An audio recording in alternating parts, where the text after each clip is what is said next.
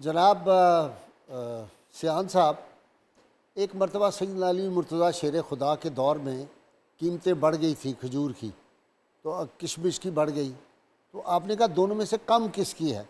انہوں نے کہا جی ان دونوں میں سے کشمش کی زیادہ ہے، تو آپ نے کہا اس کو چھوڑ دو، کھجور کھانی شروع کر دو، وہ آٹومیٹکلی قیمت نیچے آ گئی۔ اسی طرح جناب سیدنا ابراہیم بن ادم سے لوگوں نے شکایت کی، انہوں نے کہا جی کہ گوشت بڑا مہنگا ہو گیا ہے رمضان پاک میں، کیا اس کا حل کیا جائے؟ انہوں نے کہا بھائی گوشت چھوڑ دو، یہ خود بخود ٹھیک ہو جائے گا۔ وہ ایک ہفتہ گوشت چھوڑا تو قیمتیں نیچے آ گئیں۔ پاکستان میں بھی کچھ برس پیشتر پھل کی قیمتیں آسمان پہ تھیں، تو لوگوں نے پھل خریدنا جو تھا وہ چھوڑ دیا، تو 2-4 دن کے اندر ہی قیمتیں جو تھیں وہ نیچے آ گئی۔ جی بہت شکریہ، آپ نے 2 مثالیں دی ہیں، ان سے یہ بات تو واضح ہوگی کہ یہ مسئلہ کوئی نیا مسئلہ نہیں ہے، یہ انسانی تاریخ کے ساتھ ساتھ یہ مسئلہ چل رہا ہے۔ اصل معاملہ یہ ہے کہ خرابی اس وقت پیدا ہوتی ہے جب ہم یہ سمجھتے ہیں کہ فلاں چیز مہنگی ہو رہی ہے تو ہم رش کرتے ہیں اس کو خریدنے کے لیے، اور جہاں 1 کلو کی ضرورت ہوتی ہے وہاں 2 کلو خریدتے ہیں، جہاں 2 کلو کی ضرورت ہے وہاں 4 کلو خریدتے ہیں، تو اس سے جو طلب و رسد کا اصل توازن ہے وہ بگڑ جاتا ہے۔ تو طلب و رسد ہی بنیادی طور پہ فیکٹر ہے جو تعین کرتا ہے کہ کس چیز کی کتنی قیمت ہوگی۔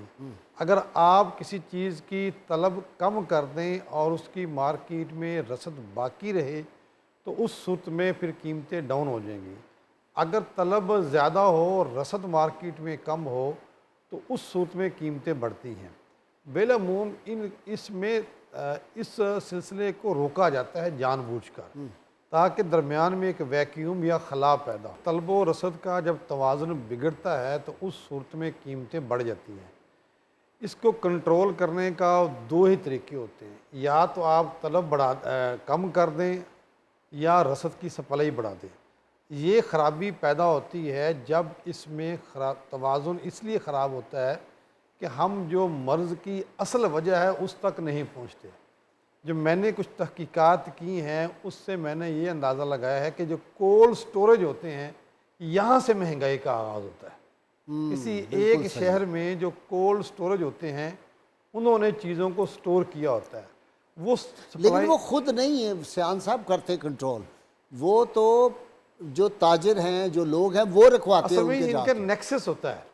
جو کولڈ سٹوریج کا مالک ہوتا ہے اس کا نیکسس ہوتا ہے مارکیٹ کمیٹی سے۔ اچھا، اور مارکیٹ کمیٹی جو ہے وہ ان تاجروں پہ مشتمل ہوتی ہے جو بالعموم ایسے کاموں میں ملوث ہوتے ہیں اور ان کو سرکاری پشت پناہی حاصل ہوتی ہے، تو وہ وہاں سے اشارہ ہوتا ہے اور کولڈ سٹوریج سے سپلائی کم ہو جاتی ہے۔ دیکھیں نا بڑی بات ہے، جو سرکاری حکام ہوتے ہیں ان کے گھروں میں مفت پھل جاتا ہے، جی ان کے گھروں میں مفت گوشت جاتا ہے، تو وہ پھر کیسے اس کنٹرول کی کریں؟ ریزن یہ ہے کہ مارکیٹ کمیٹی واحد کمیٹی ہے جس میں صارف کی نمائندگی نہیں ہے، یعنی جب بھی کوئی کمیٹی بنتی ہے اس میں تمام سٹیک ہولڈرز کے نمائندے شامل ہوتے ہیں۔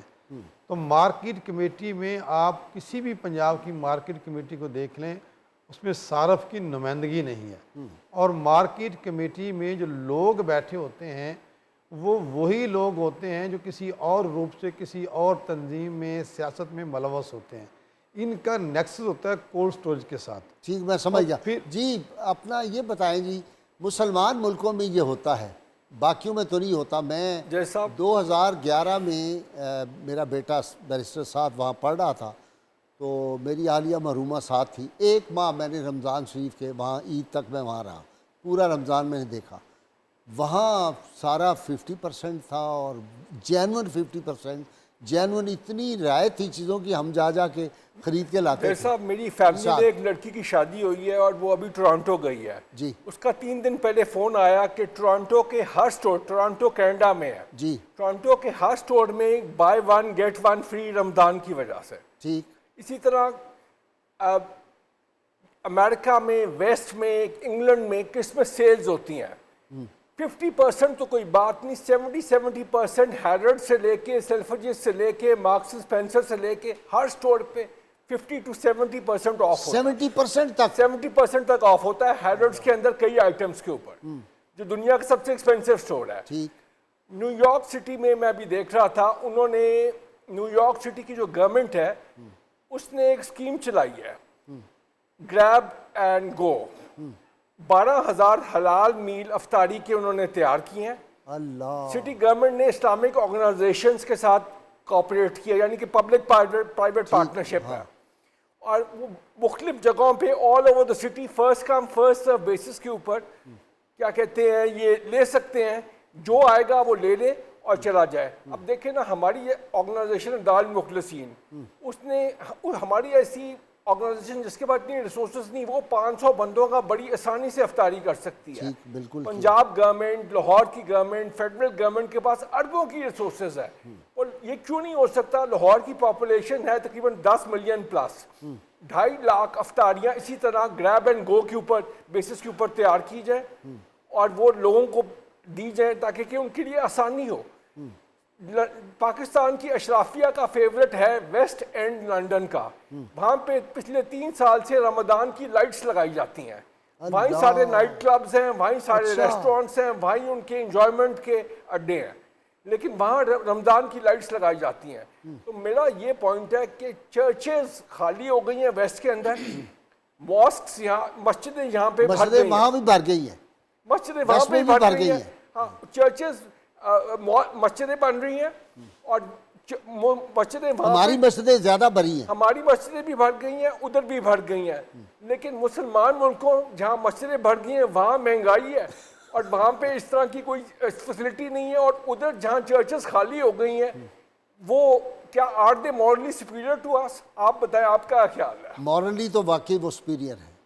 یہ انفارچونیٹ ہے.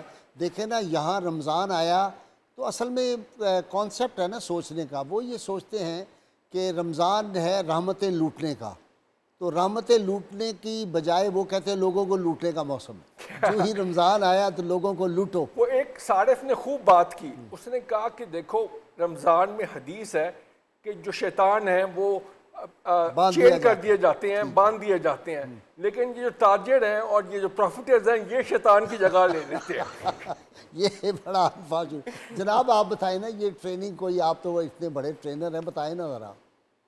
یہ بلا ایسا جیسے بات ابھی ہو رہی ہے کہ یہ میٹر صرف کسی مذہب کے ساتھ اس کا اٹیچمنٹ نہیں ہے, یہ ہیومن سائیکالوجی ہے کہ انسانی نفسیات جو ہے وہ یہ دیکھتی ہے عمومی طور پر کہ مجھے نفع کہاں سے ملے گا. ہمارے ہاں نفع سے مراد یہ ہے کہ اس کی مقدار کو بڑھایا جائے, اس کی کوانٹم کو بڑھایا جائے. جیسے ابھی آپ نے یورپ کی یا ویسٹ کی بات کی ہے, انہوں نے اکانومی کو ہم سے بہتر انداز سے سمجھ لیا ہے. انہوں نے کہا کہ پروفٹ ریشو بڑھانے کے بجائے کنزیومر کو بڑھایا جائے. ٹھیک. جب کنزیومر کی تعداد زیادہ چیز بکے گی تو منافع تھوڑا بھی ہوگا تو اتنی قیمت آئے. ایگزیکٹلی, نیٹ رزلٹ آپ کا بہت اچھا نکلے گا.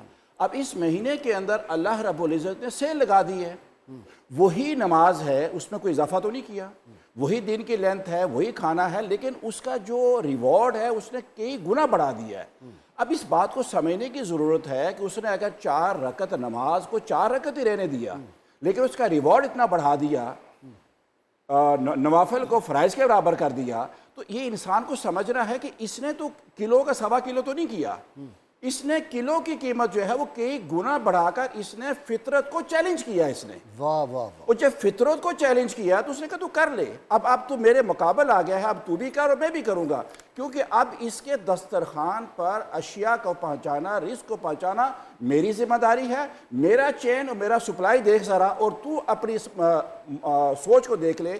بالآخر مہینہ تو اینڈ کر جائے گا, لیکن جو اس کو موقع ملا تھا اعمال صالحہ کی کلٹیویشن کا, وہ اس نے اس موسم کو, کیونکہ یہ اتنے گنا ریوارڈ جو ہے کسی اور پہ پاسبل نہیں ہے. اب اس کا مطلب یہ ہوا کہ راؤنڈ دا ایئر جو ہے, جو اس کی عادات بن چکی تھی, جو سیاحت اس کے اندر آ چکی تھی, اس نے اس موسم کا بھی فائدہ نہیں اٹھایا اور اسی روش پر قائم رہا اور محروم رہا ان نعمتوں سے, اس کرم سے اور فضل سے. اس کا رزلٹ بڑا برا نکلتا ہے کہ تھوڑے وقت میں اس نے بہتر رسپانس تو لے لیا, لیکن اس بہتر رسپانس کو جب یہ استعمال کرے گا تو اسی طرح اس کو لٹا بھی دے گا, اور باقی راؤنڈ دا ایئر جو ہے یہ ہینڈ ٹو ماؤتھ رہے گا. اس کے برعکس جس نے تھوڑا تھوڑا کر کے اس کو تقسیم کیا, اس کا رزلٹ یہ نکلا کہ پورا سال وہ خوشحالی کی طرف ہے, کیونکہ اس نے اللہ رب العزت کی مدد, اس کی نصرت, اس کی تائید کو اس نے حاصل کر لیا ہے.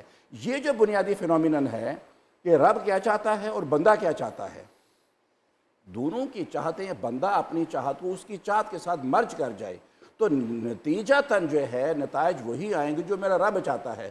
اس کے اگینسٹ کھڑا ہو کر دیکھ لے، کیونکہ اس نے تو رزق دینا ہی دینا ہے، لیکن اگر اس کے رزق دینے میں میری مرضی، میری خواہش، میری کوشش شامل ہو گئی تو اسے کہتے ہیں رحمتوں، برکتوں، کرم اور فضل کا یہ مہینہ، میں اس میں لوٹ